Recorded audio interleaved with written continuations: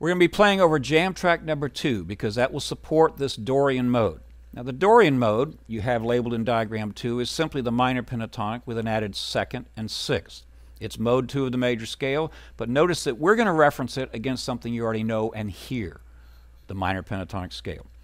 We're going to add the 6 in. Now the 6 is something you already probably hear. Your boogie woogie, root and 5th, root and 6th. So we're simply adding the 6. Where will it reside? It'll always be a whole step higher than the 5, or a half step lower than the flat 7. And you know that from this. There's your boogie woogie. You got 5, 6, flat 7 up on top. So now we have this great alternate sound.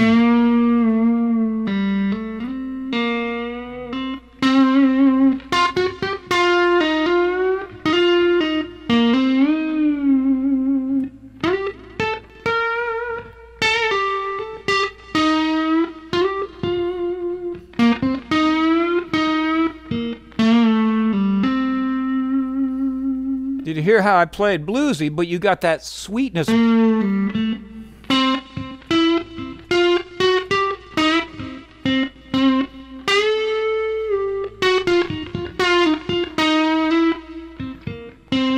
Now I just played differently because when I played before, I was playing over minor in my head, minor tonality. I never hit that natural third. The second time I played, hear that natural third coming in?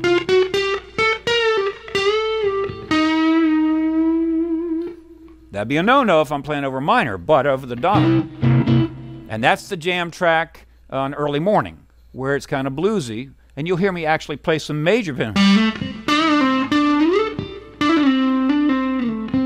Just the 1, 2, 3, 5, 6, but I'm sprinkling in the flat 3. I'm blending a lot of things together. All right, so this flat 7 and 6 movement,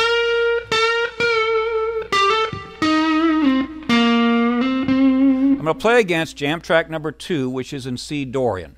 So I'm going to have a 1, a flat 3, a 4, a 5, a 6, and a flat 7. Now I can also throw in that flat 5 in there to get it kind of bluesy, and then I have that connector between the 1 and the flat 7. So let me just play. I'll finish this lesson with playing over the track.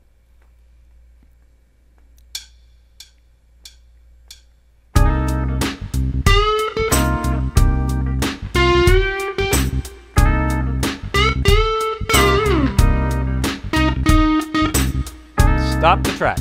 What did you hear me do? I'm modeling or mirroring the comping. There's a soprano tone in the rhythm guitar parts. So I took that and played against it. Now, if you're not accustomed to doing that, and the only way you really can do this is if you have somebody who's comping, who isn't just bashing out, you know, there's nothing going on.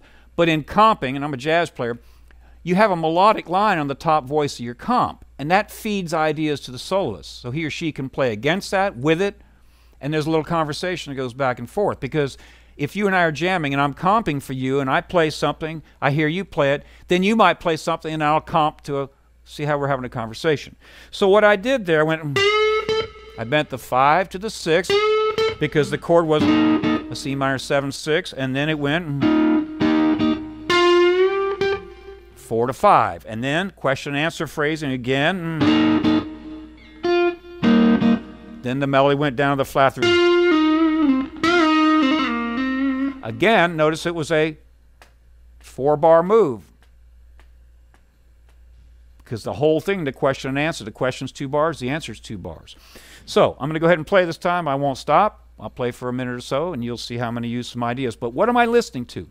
The comp that I played on there when I threw the jam track together. And by the way, when I throw the comp down, I'm playing melodically in what I'm choosing there. I'm leaving it open and I'm not playing too busy because there would be no room for the soloist, but I'm trying to create some little sounds that the soloist can grab onto and have a conversation with.